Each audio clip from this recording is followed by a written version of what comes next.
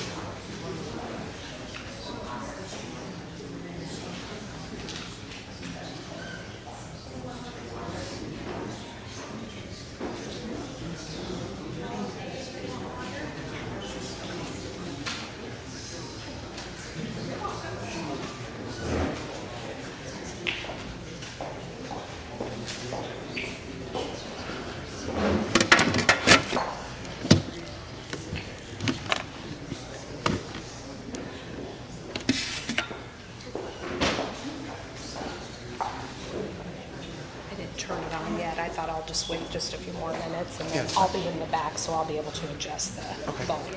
Great. Do I need to turn it on then, or you'll turn it on? Turn it on. Or if I can turn it on now. It's great.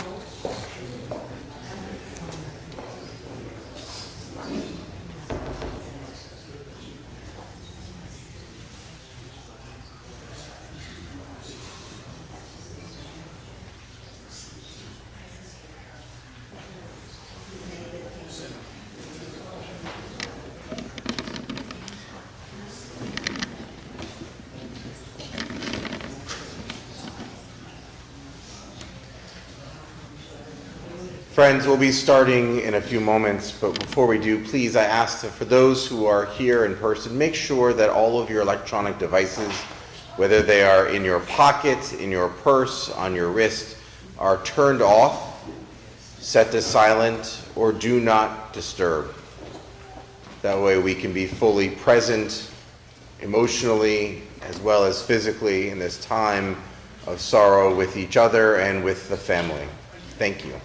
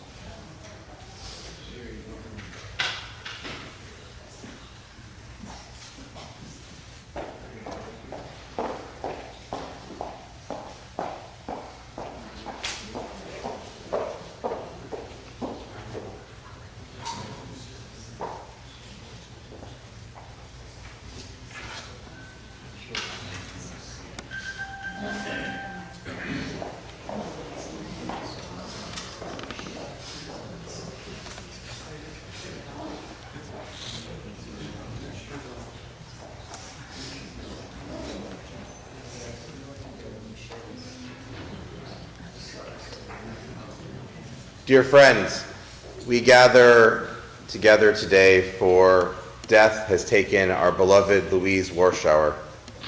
I'm Rabbi Adam Miller from Temple Shalom. On behalf of her family, thank you for being here today. This room overflowing with your presence is a wonderful testament to who she was in life, as well as the impact she made on all those who are fortunate enough to know her.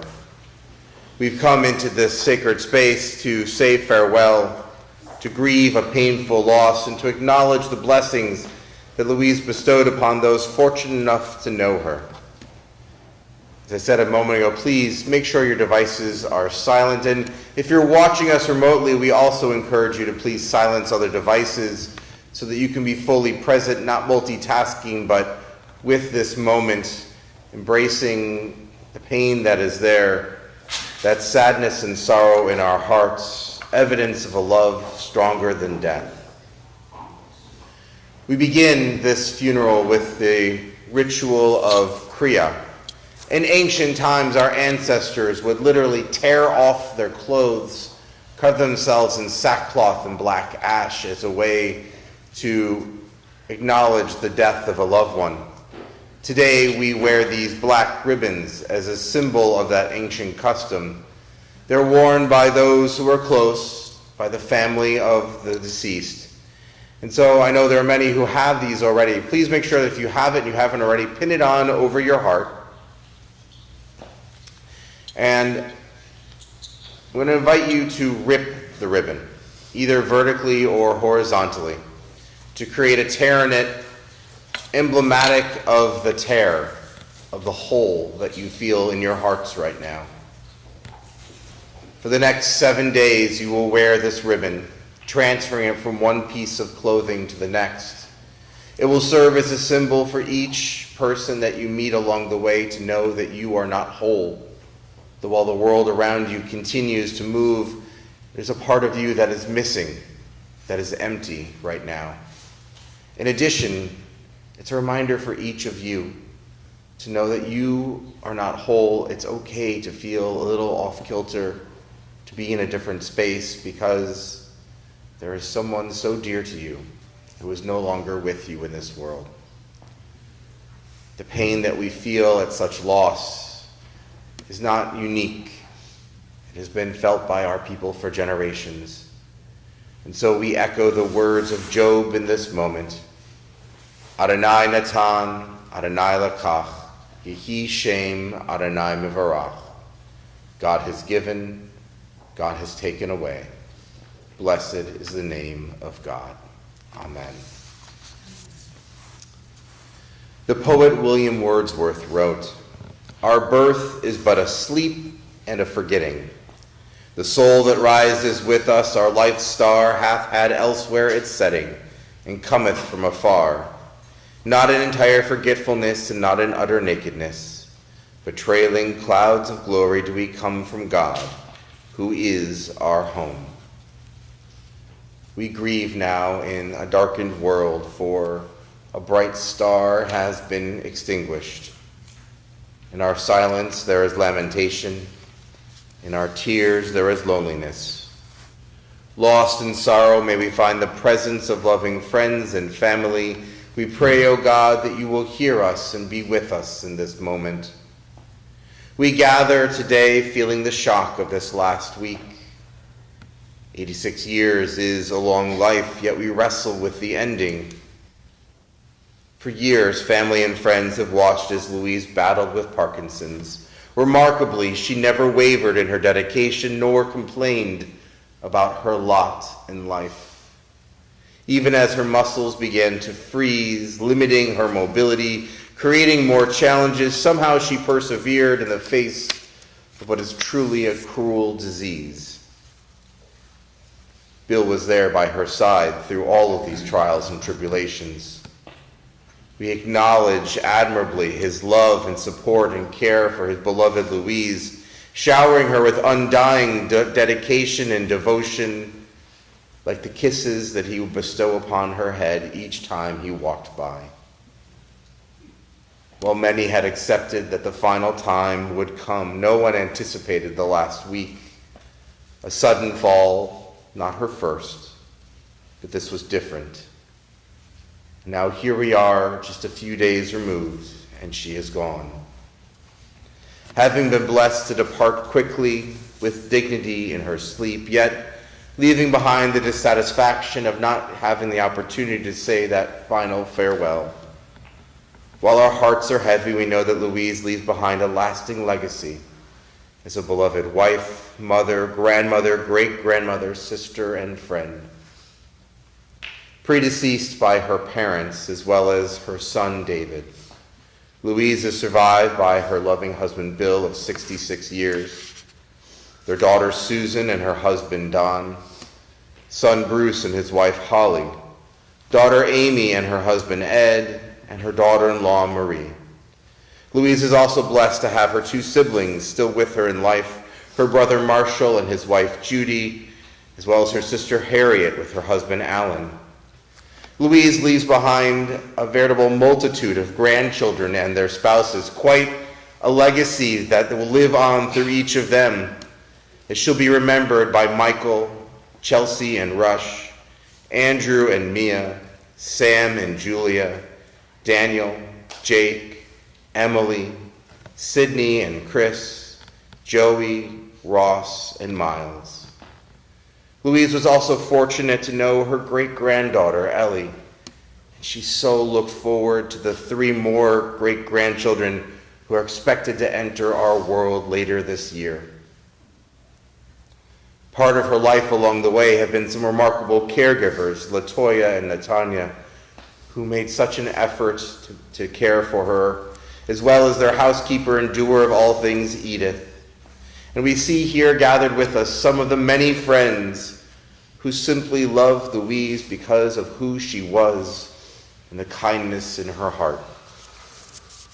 Most importantly, we know that she leaves us the imperishable crown of her good name, a legacy of a woman devoted to her family, passionate about giving to the community, and selfless almost to a fault. We've come here today to pay tribute to that memory, recalling all the blessings that she gave through her journey in life. Before we speak the stories and talk about her memories, we first have to face the grief that clouds all of our hearts. We seek solace in the voices of our tradition that remind us of our kinship with the Creator, in light as in darkness, in joy as in sorrow, in life as in death.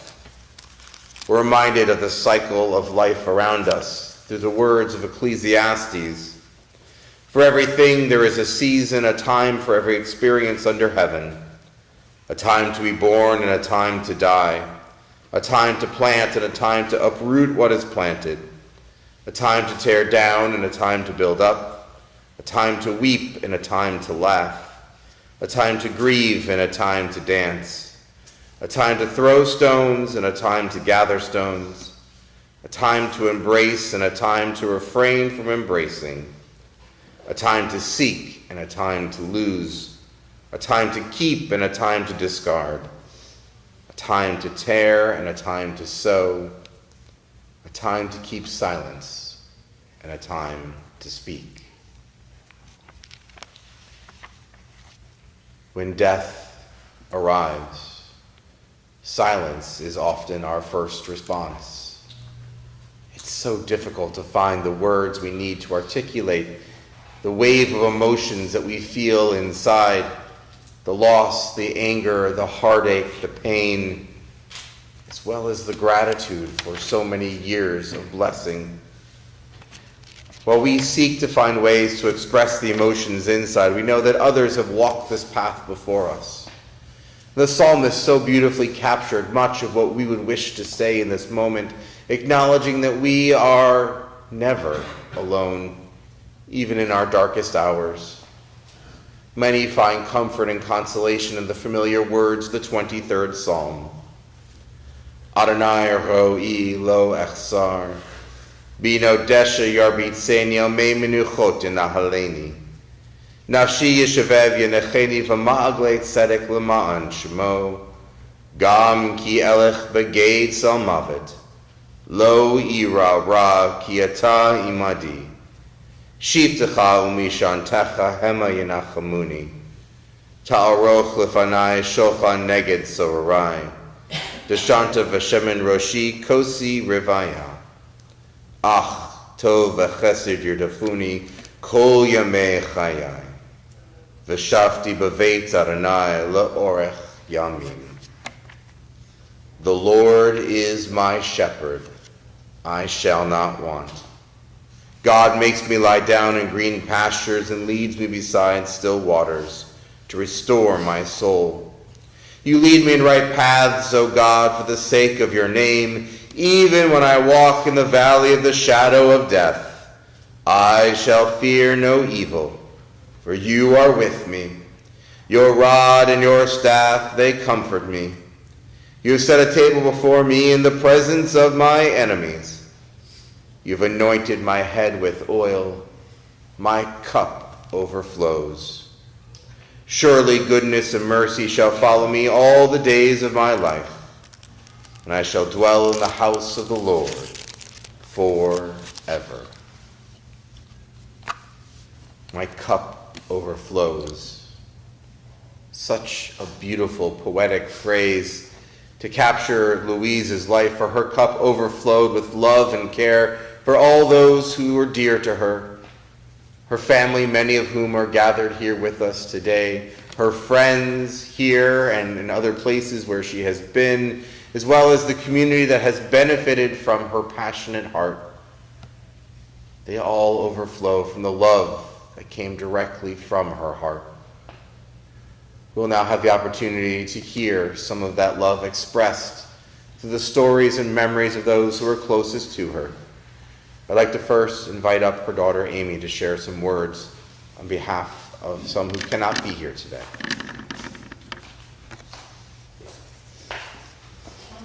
Hi. My youngest son cannot be here today, but he asked that I read these words, and I will do my best. Our Grammy, had more poise than anyone I ever met. She held her composure through any and all situations. She was the glue that kept a family together for over half a century, and her memory will remain the blessing that keeps this family together for generations and centuries to come. Grammy taught us how to properly love one another. She taught us compassion while maintaining strength. She stood by each of us through all of our ups and downs in life. Instead of berating us for our failures and mistakes, she believed in our will and power to do better, to change.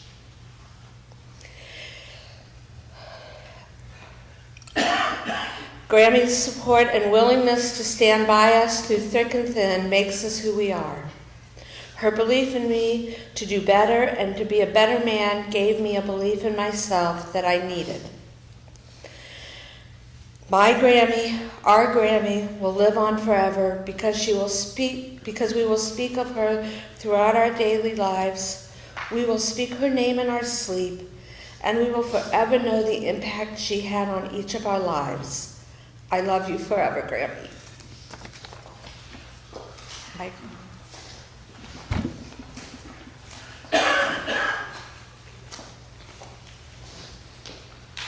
Thank you, Amy. I know even reading the words of another, it's so painful and difficult to speak at the funeral for a parent.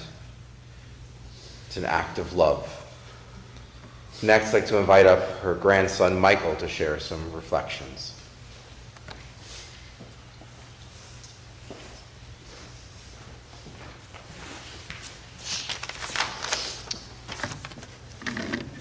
Good morning, everyone. Thank you all for being here. It really is incredible to see so many faces, and is a testament to my grandmother. I'm going to do my best to get through this, so bear with me. My brothers and cousins and I could not have asked for a better grandmother. Our Grammy Louise was one of a kind, a warm, vivacious woman with an infectious laugh to go with her quick wit. She had the gift of making everyone around her feel special because to her, they were. Grammy had a unique relationship with each of her 11 grandchildren, loving us as individuals as much as a whole. I believe it's at Lake Wawasee now, but visitors to my grandparents' home have probably seen the framed plate painted with smiling children and the names of her first 10 grandkids. Then in the corner of the frame is an added piece for Miles, the last edition. No one was ever to be left out or shown any less love than the rest, no matter the circumstances.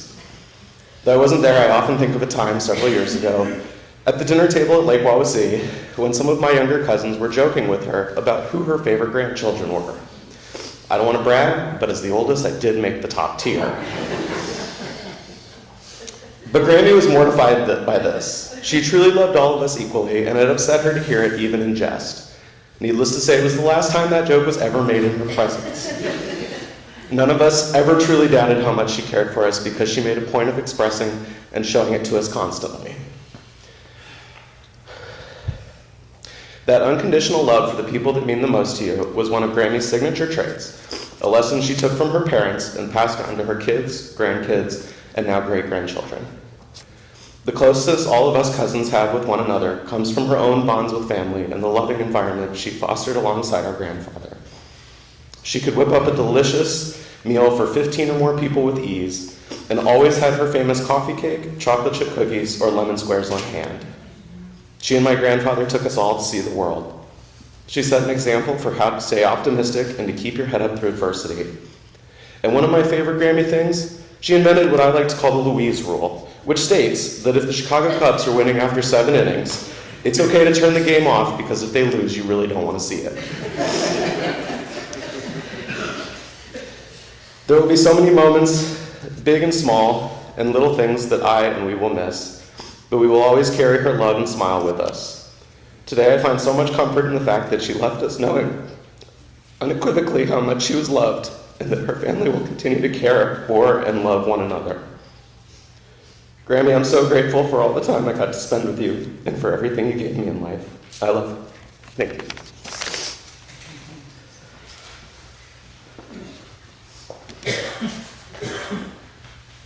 Thank you, Michael, for those emotional and beautiful words. Next, I'd like to welcome up her grandson, Andrew.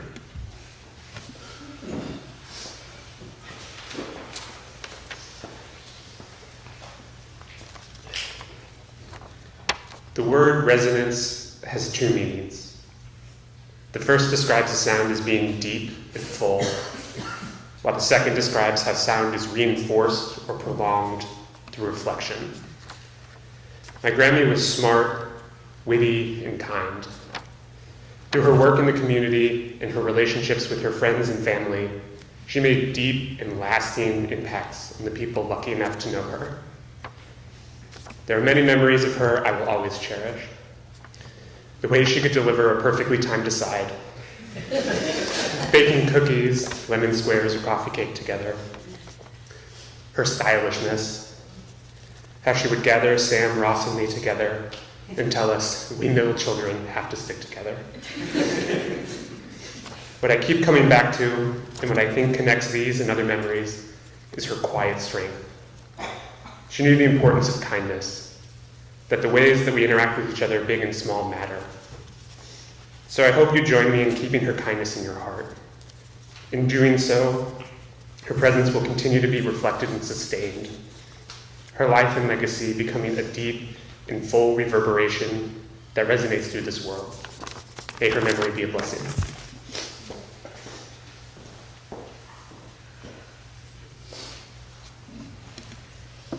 Thank you, Andrew. I think we're already understanding how beautiful the legacy is and what she has given to her grandchildren and the way they are carrying her in their hearts. And next, I'd like to invite up her grandson, Sam, to share some memories.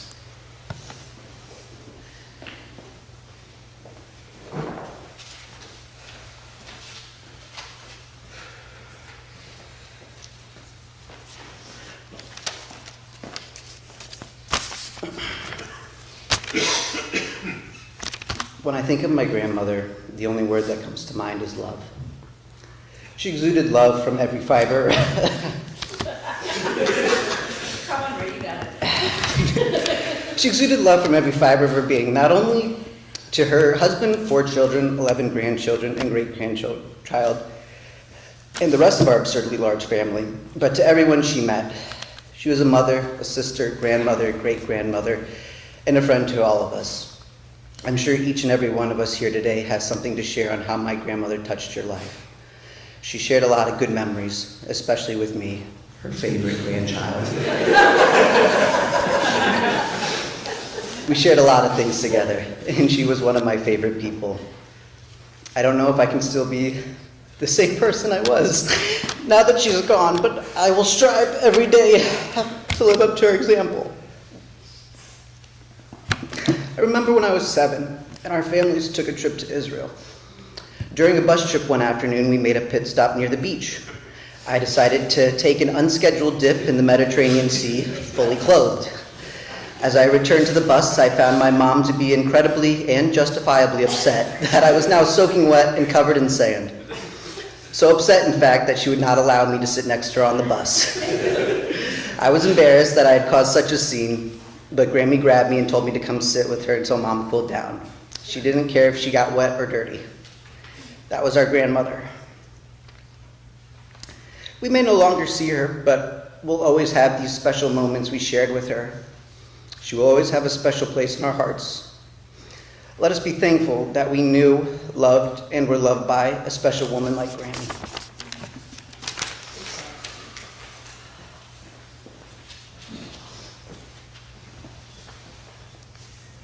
Thank you, Sam. I have a feeling there's going to be some interesting arguments later on about who is truly what the definitive list may be. May there not be a winner. Next, I'd like to invite up her granddaughter, Sydney.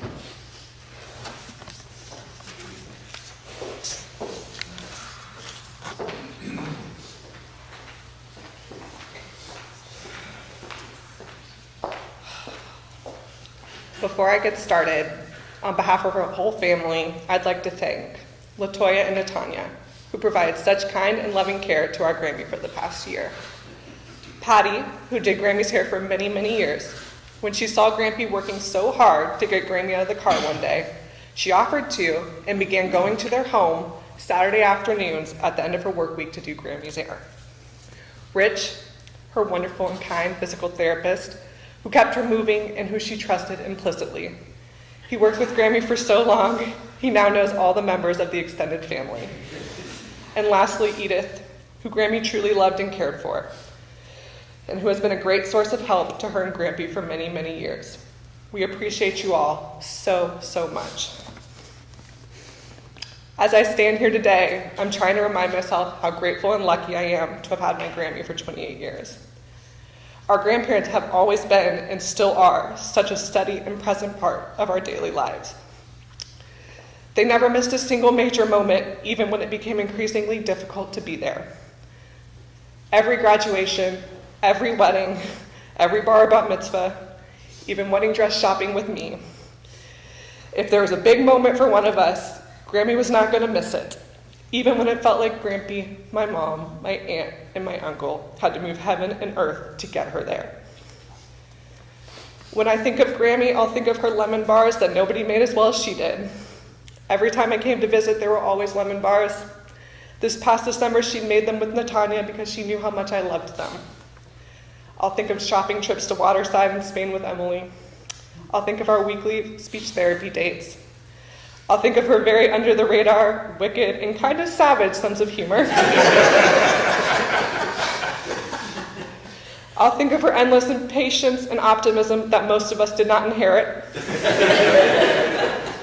I'll think of the unconditional love she gave us every day since we came into the world. Grammy never judged our paths or our choices. She simply wanted us to be happy. I speak for all of my cousins when I say thank you to Grampy, my mom, my Aunt Amy, and Uncle Bruce, for caring for Grammy and moving mountains to keep her home and comfortable, to allow her to live her life until the end in her home filled with a revolving door of kids, grandkids, and as of last August, great-grandkids, eating her beloved pizza multiple times a week for dinner. It hasn't been easy, I know, but wow, have you guys shown us the power of grace, devotion, and love. Grammy, you have shaped the woman I am today, and will shape the mother I'm about to become. You are such a part of who I am, who all of us are. There's no doubt you'll continue to live on through your great-grandkids. We will always love you and miss you endlessly.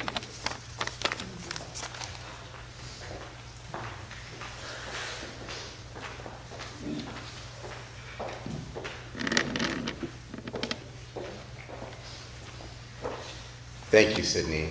Thank you all for having the courage and strength to share those memories.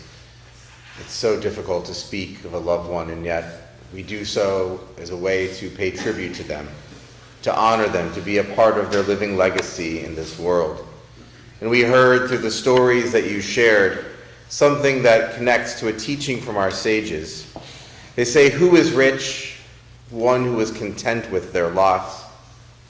Well, today we're going to honor one of the wealthiest women in the world, Louise Warshauer, a selfless woman who put the needs of others first, who accepted with gratitude the blessings in her life and who always made the most of what she was given. Born in 1936 in Fort Wayne, Indiana, Louise entered this world as the daughter of Meyer and Minnette Ruchman. She had a positive childhood and excelled in school, managing to graduate high school in only 3 years. From an early age, Louise showed a rare gift for touching the souls of others around her, leaving an indelible mark with her kindness, caring, and genuine concern for the well-being of others. Louise never sought to be the center of attention, yet all knew that she was there because they simply loved being with her. In addition to spending time with her family and friends, she loved those summers at Lake Wawasee in Syracuse, Indiana, an annual destination for so much of her life, even into recent years. When Louise finished high school, she went on to the University of Michigan, intent on pursuing college education, but life and fate had other plans in store. Fort Wayne, Indiana was, to put it mildly, a small Jewish community. I think Bill said there were all of 12 teens, meaning that you knew everyone quite well. So, though they were a few years in age apart, it was through her older brother Marshall, as well as her cousins, that Louise got to know William Warshauer. Though they knew each other for several years, it wasn't until they were a little bit further along that they were able to find the connection and spark between them.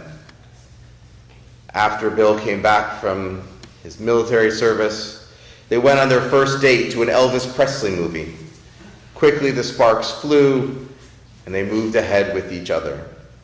Married and starting their life together, their family of two grew very quickly. Louise welcomed their son David of blessed memory just before her 21st birthday. By the time she was 25, she had 4 children, having added Susan, Bruce, and Amy, and together they had quite the life with one another.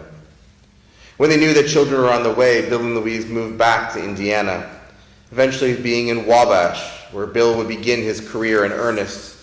Located an hour away from their hometown of Fort Wayne, Bill and Louise stayed closely connected to all of their family and friends from growing up. Eventually, they decided it would be better to make the transition to Fort Wayne themselves, fully immersing themselves back in the place where it all began. Louise always made her children and her family the first priority in her life. As the kids grew up, they remembered her always being there, sharing with me that when they would come home from school for lunchtime, it would already be there for them waiting. She would welcome them with a smile, take them to their activities, and every night was family dinner night. Even on nights when Bill knew he had to work late, he would come home, eat dinner with the family, and then go back to what he had to do. But family was not just the 6 of them. Bill and Louise made sure that their children grew up as close siblings, as close as they could possibly be, but also that they would have strong ties to all of their cousins and family who lived in the area. The result is tangible today in their tight-knit family, where even distantly related cousins stay in close contact. Louise made Judaism an important part of their family life. She took David and Bruce to their bar mitzvah lessons and made sure to design all of the family Purim costumes. Yes, you heard that right. Louise dressed all of her children in thematic costumes each year. They won many contests during their youth. An excellent cook and baker, as we've heard so many times about the lemon bars and the coffee cake already, Louise loved to welcome others into their home. She had the reputation for being an excellent hostess, especially for large family gatherings. Everyone loved those desserts, including the thumbprint cookies with the green icing that she learned from her mother-in-law. Seder at the Warshauer home often included more than 40 guests, sometimes even much larger. Individuals would come not because they were necessarily family, but because it was a place where they were welcome. Amy shared during our meeting that one gentleman from the community was there every year at their family Seder because it was a place where he knew he would be included. The most interesting part, I think, of the Seder were the seating arrangements, where Louise, who had worked so hard to put the Seder together, always preferred to sit at the kids' table rather than with the adults. The Warshauer home was open to small gatherings as well. Through AZA and BBG, the kids connected with other Jewish teens from across the state, many of whom would come by to visit, knowing that they would always be welcome in the home. Bill told the story of a night when he brought home a guest from work, but he forgot to call ahead and let Louise know that he was doing so. When they arrived, Louise didn't fuss, didn't miss a beat, and made 2 steak dinners for them to eat. Bill looked at the table and asked if that would be enough for all of them, and Louise said, "Oh, don't worry, I've already eaten." The truth was, they only had 2 steaks. She'd just prepared for the 2 of them, but she was the consummate hostess, always putting her guests above herself. Louise also understood the importance of education, instilling that in her children by encouraging their schoolwork and demonstrating it for them by returning herself to college so that she could earn her degree. Bill and Louise committed to make sure that all of their children and grandchildren would receive the best education possible, paying for private school as well as college for all of them.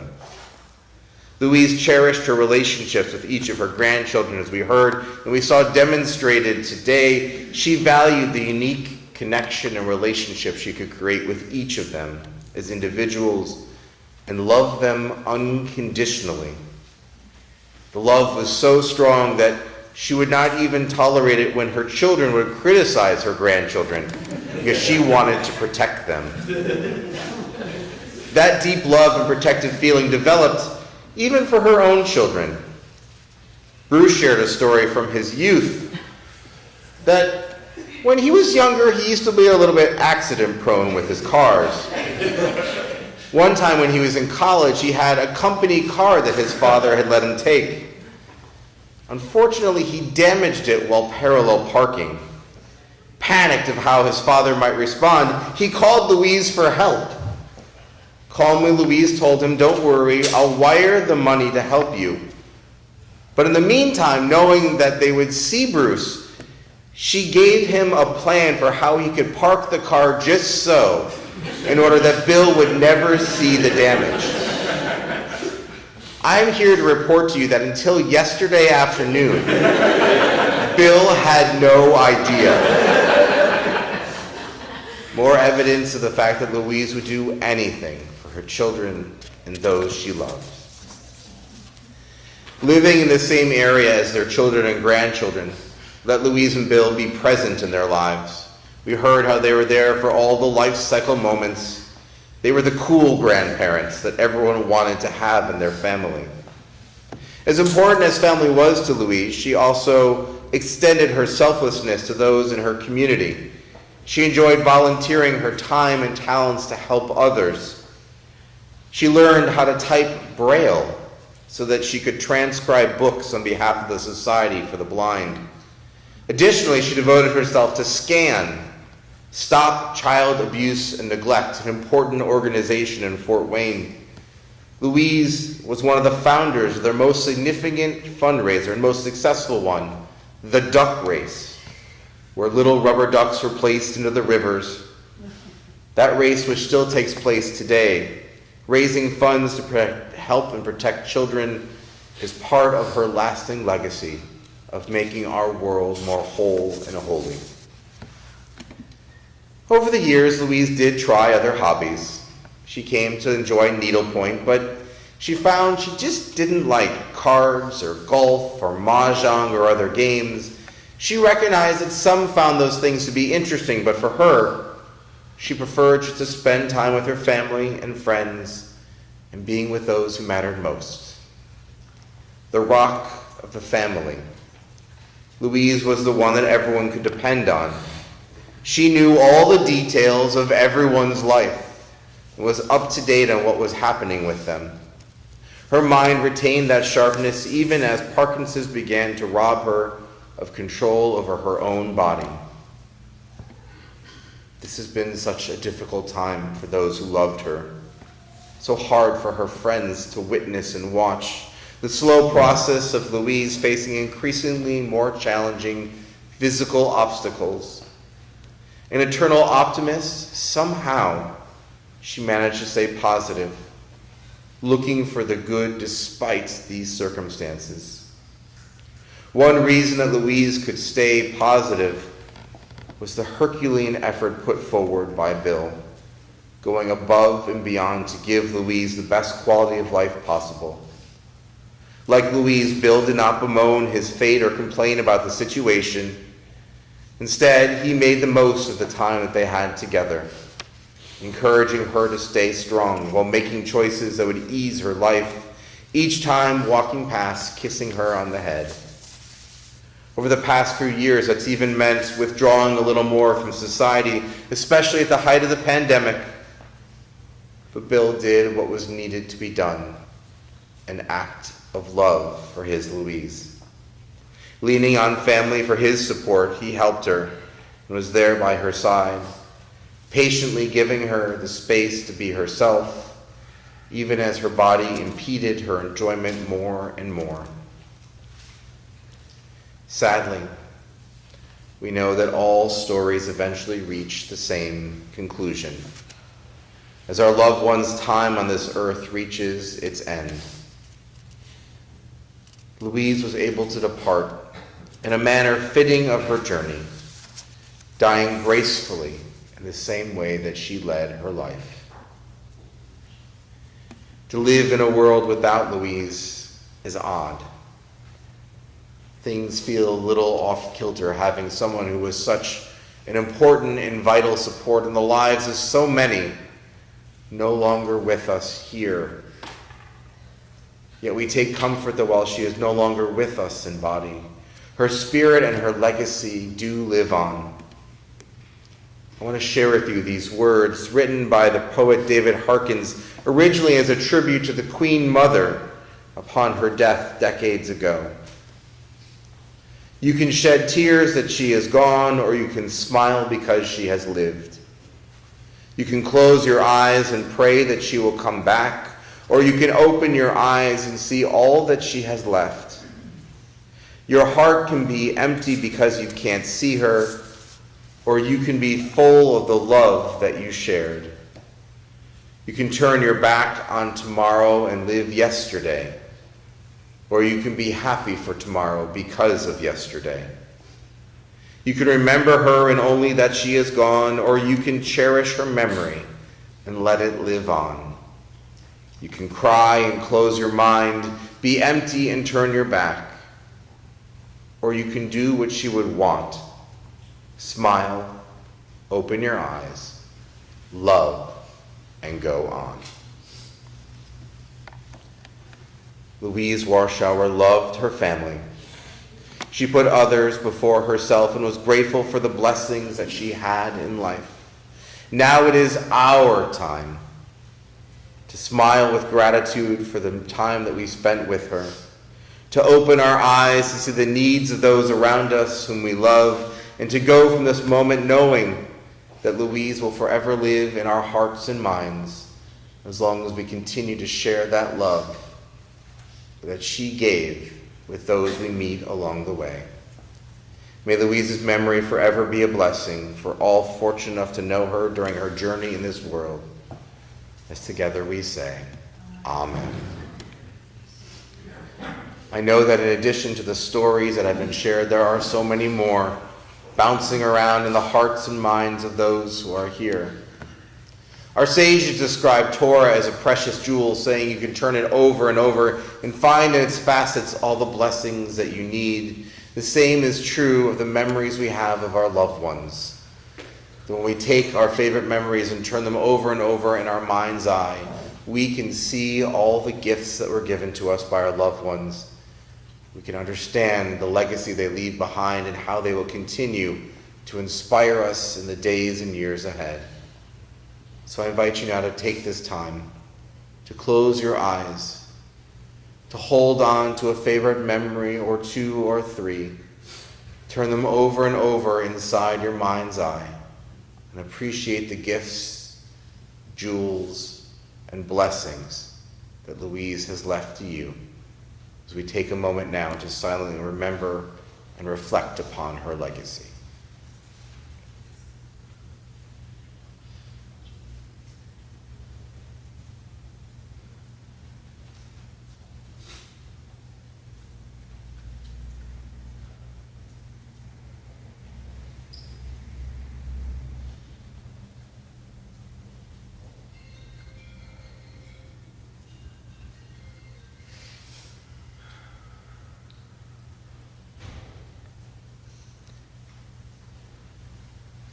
Baruch atah Adonai mekor hachayim. Blessed are you, O God, fountain of life.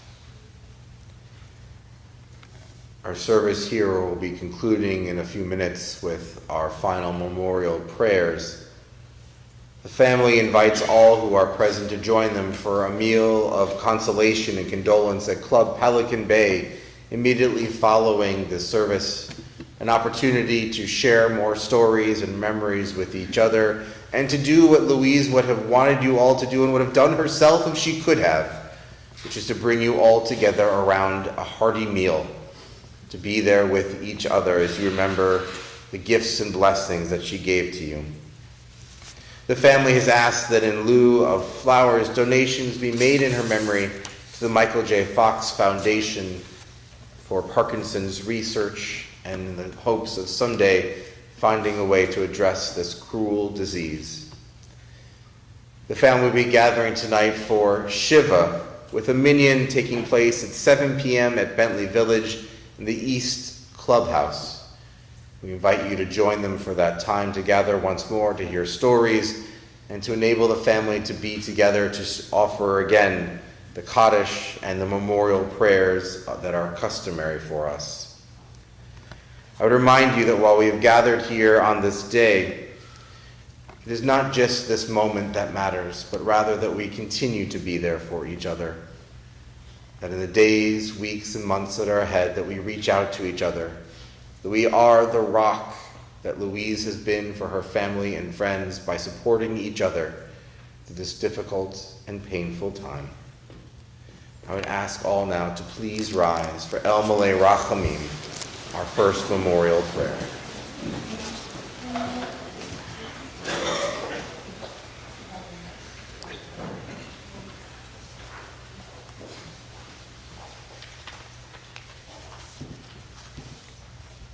El Malay Rachamim, Shochen Bamromim,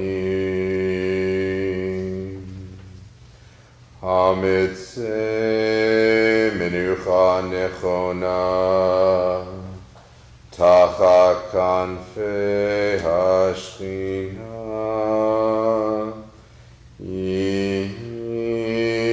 Kedoshim Otehorim, Kezohar HaRakia, Mazirim,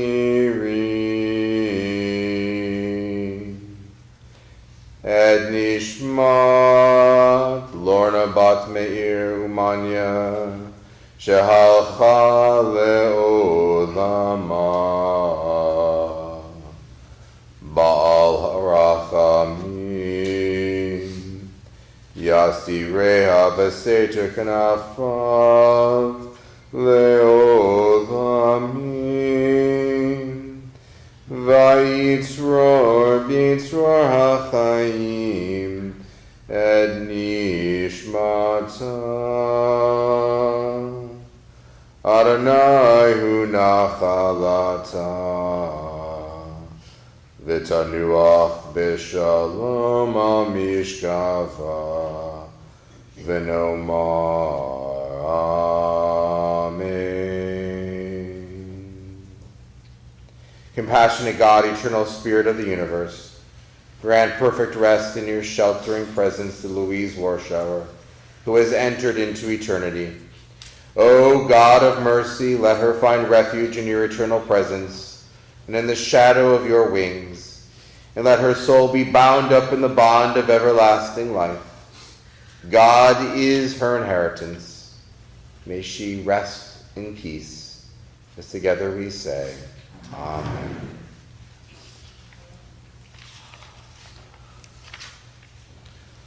Al Mikoma Tavo B'Shalom.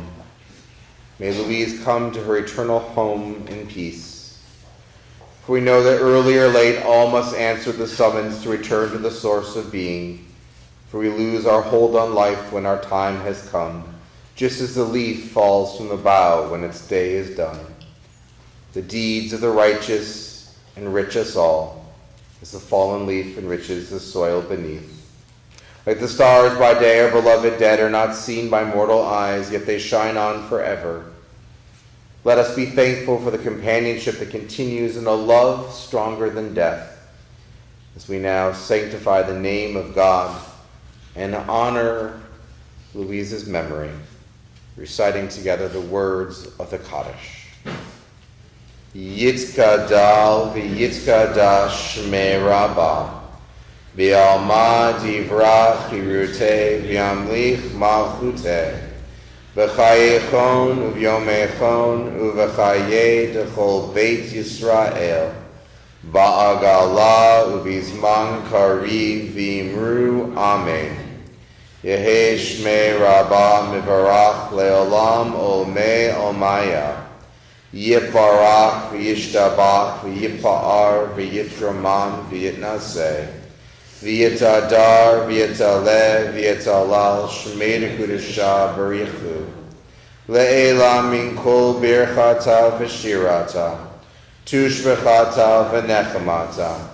Da'amiran b'alma v'imru amen. Yehei shlama rabba min shemaya. V'chayim aleinu v'al kol Yisrael. V'imru amen. Osei shalom b'mromav. Hu ya'asei shalom. Aleinu v'al kol Yisrael. V'imru amen. May God grant peace to all who mourn and give comfort to all who are bereaved among us, as together we say, Amen. Hamakom yinechem echem betoch sha'ar of Leit Zion v'Yerushalayim. May the Holy One grant you compassion and count you among the mourners of Zion and Jerusalem. Lech leshalom. May we depart here, friends, in peace, knowing that after years of battling with illness and pain, Louise is now at peace and rest. May we go from this place as pursuers of peace in her name, intent on living by the lessons and values that she herself lived by, showing love for our family, caring for our friends, and doing what we can to make the world more whole and holy. May our efforts bring the people around us together.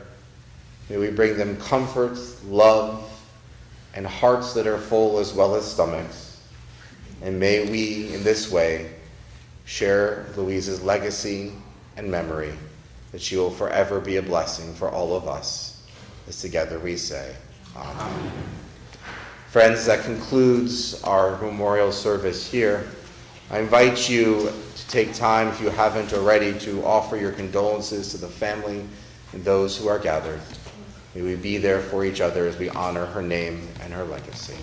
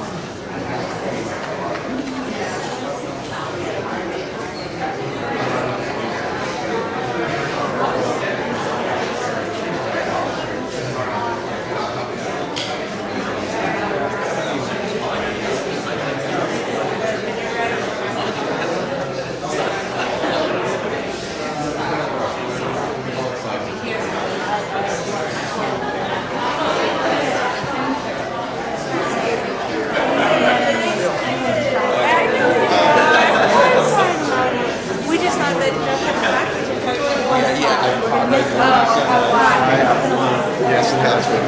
Thank you. Thank you for coming. So good. Surprise, Yeah. The soup down here. It's wonderful that you came. It's very sweet.